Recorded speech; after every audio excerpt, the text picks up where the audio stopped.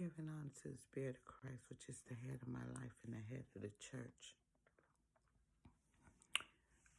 I want to give honor to Mount Ararat Transformation Ministry, where the Honorable Coleman Martin and Apostle Cynthia Martin reigns, along with our pastor, Arthur Gould, Kathy Gould. I thank God for Mother Tillman, Mother Gracie, and the list goes on and on about our link. I want to come to y'all today with the words clean and dirty. It's so easy to get dirty. It's so easy to not want to bathe yourself because it's cold outside, to be dirty because you want to play in the dirt as a young child. And growing up, we hear dirt don't hurt. It don't. Being dirty don't hurt. Sometimes you have to realize being dirty is necessary. Sometimes you got to get dirty. But let me explain to you, just because you're dirty don't mean you can't get clean. I'm going to give y'all just an example. Yesterday I came home, and what I do is I cook on Saturdays. So I had baked some chicken that we got from the pantry. And I had bought some corn. But while in the line of buying corn, I was going to buy two. But I could only afford one. And the lady behind me, she said, "You want that corn?" I said, "Yeah." She said, "Go ahead, I'll pay for it." So right then, I didn't have the money for both, but I had the money for one. And somebody came and made my dirty clean. So as I walk out, I run to the bus because the bus is right there. There was an accident right there at the Jewels where I live at that I go to when I catch the bus to church. But then I got home and I ate, and my stomach, for some reason, did not accept the meal that I had, and I began to get nauseous.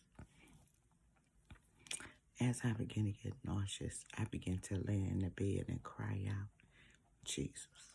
Oh my God, my stomach hurting. Jesus, Jesus, Jesus." I began to call on the name of Jesus. Because right now at that time, I felt dirty. I felt nauseous. I felt sick. My stomach was hurting so bad. And the more I tried to pour down like hot tea,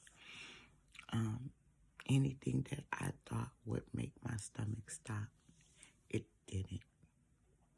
What finally took over is I had to take some pain medicine, and I'm on Percocets. And if anybody know anything about Percocets can be addictive. But I use them in moderation because I know they can become extremely dirty in the wrong circumstances. Even though I've been prescribed Percocets, even though I'm in pain and I can take them every 8 hours, I don't. Because Percocets are very addictive. There are many songs about Percocet. Many dirty songs out there. Now I say dirty because they get you in the mind frame that Percocets can be consumed and be absorbed and don't have no effect on you. Yeah, they have an effect because that Percocet, I began to throw up. But then God gave me the wisdom to take some peppermint. That medicine that you took is going to help you lay in the bed and just relax. And I did that. I just relaxed and went to sleep. But my kitchen was dirty. And I tell people my son don't clean up. That's a lie. Yesterday, he cleaned up my kitchen because he knew I was sick. I was so sick. And he was like, "Mama, is this the chicken?" And the one thing my body has rejected for many moons, chicken. For some reason, my stomach does not tolerate chicken. But I love to eat chicken because I love like boneless, skinless breasts. I love chicken salad, tuna fish, stuff like that. That's low in the amount but high in protein. And today I'm drinking coffee. nothing else but coffee. Because my stomach is still a little dirty. But I'm going to clean it up. But in that case, I want y'all to let y'all know that I was dirty. I'm always going to be dirty in God's eyes. Because I need him to clean me up on a daily basis. So when I pray without ceasing, and I cease without praying. Because my belief system says if you call on the name of Jesus, he will answer prayers. And last night I was calling on the name of Jesus. And sure enough, he answered prayers. Don't get mad because something in your life is dirty. Just hurtful, painful, sorrow, tears, just you waddling in the mud. It's okay.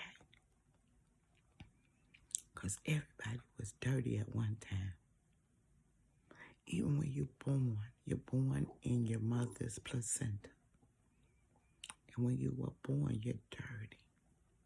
I know when my child was born, it was like, do you want to hold your baby? My youngest baby. I told him, no, clean her up first.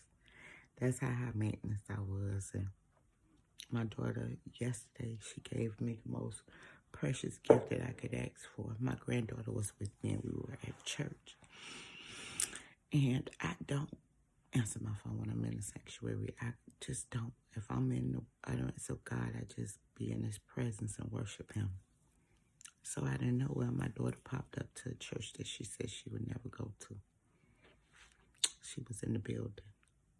And she took my grandbaby because I had my grandbaby all weekend. When she took her, she came to my house. But she was dirty. She had done some very horrible things to me. But because she is my daughter, my love, my light, my salvation, depends on cleaning up that mess.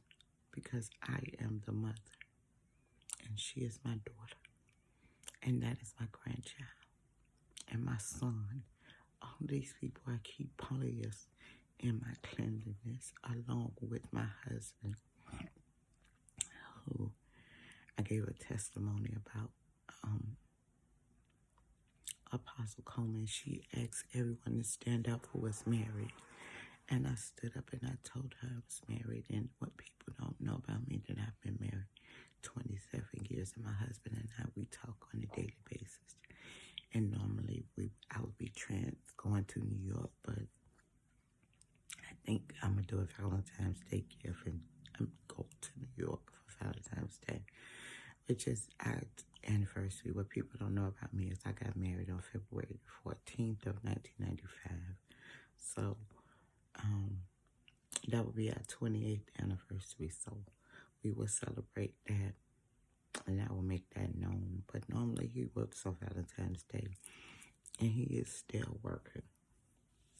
Even with cancer, it is not debilitating his body. It is giving him the opportunity to work, and he is doing just that. I thought there was a dirty diagnosis. He decided to live a clean lifestyle. And he made a comment, as long as the good Lord blesses him, while he's on earth, he's going to enjoy his life.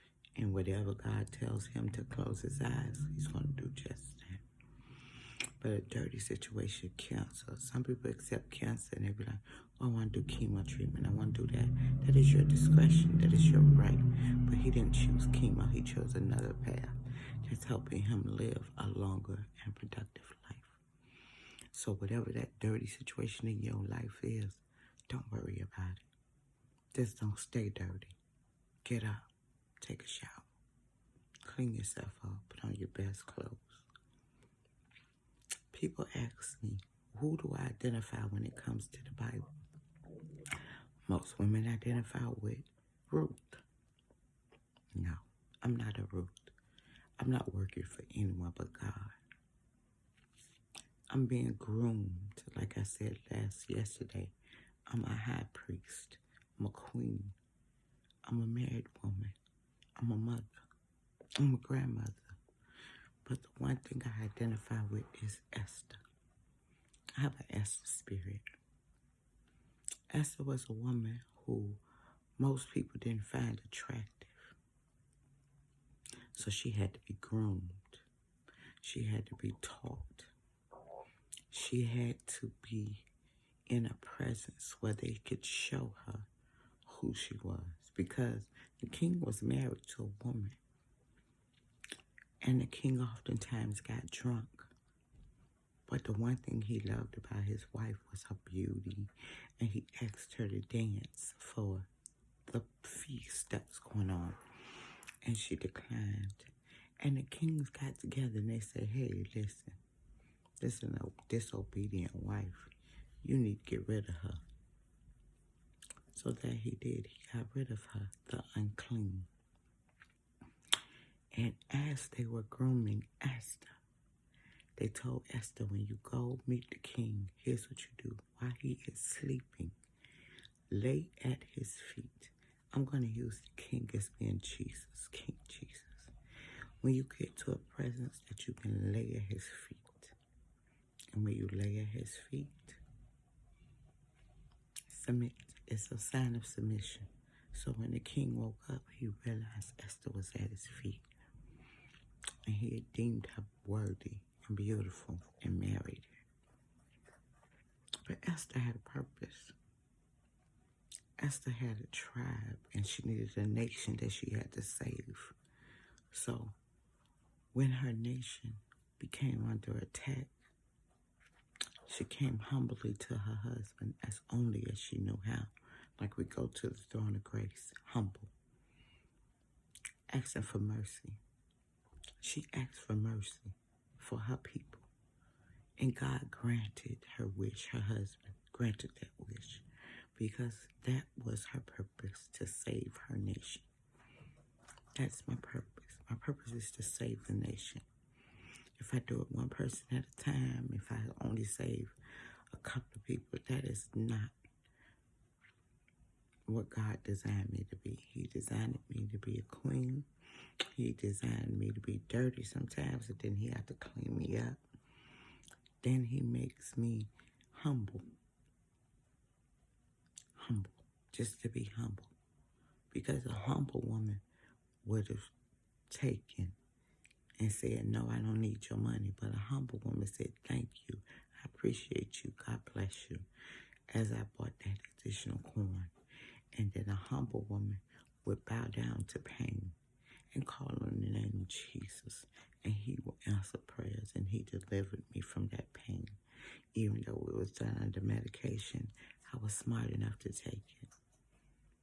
Drink the tea. Do everything I need to do so that I can maintain health, wealth, and prosperity. Because another day has came and God has granted me favor. And I'm only drinking coffee, and I'm going to take it slow. I'm just going to have some broth. Today is my vegan day, so I'll probably do some noodles. Just something just as simple, so that my stomach can feel more comfortable and be prepared, but still being nourished without being pressured or pushed into something it doesn't want to be. Again, I wish y'all wealth, health, and prosperity. I wish y'all a wonderful Monday. Have a blessed day. For those that are hearing the sound of my voice, know that we got conquerors. And as long as we can be dirty, just don't stay dirty. Because dirt don't hurt. That's what the old people say. Dirt don't hurt, but dirt can hurt. Somebody throwing dirt on your name can hurt you. Somebody throwing dirt on your situation can hurt you. Somebody just throwing dirt and pounding it on top of you, top of you, and you feel like you can't shake off that dirt, or you can't run and go take a bath. Homeless people. God gave me that note about homeless people. Just because they homeless and they don't have a place to go doesn't necessarily mean that they don't have value. They were somebody. But God allowed them to be homeless. And right now it is winter time. And I pray for the homeless that are out here trying to survive in this weather. Because right now all my heaters is on, and I thank God this morning for the roof over my head and the clothes on my back and the shoes on my feet and the ability to come to each and every one of you and tell you what thus said the Lord in my spirit. Again, I wish you both health and prosperity. I ask that God continue to bless you. I believe in whatever your belief system is to get you through to your next level. By all means, do so, because I'm believing in my next level. Have a great Monday.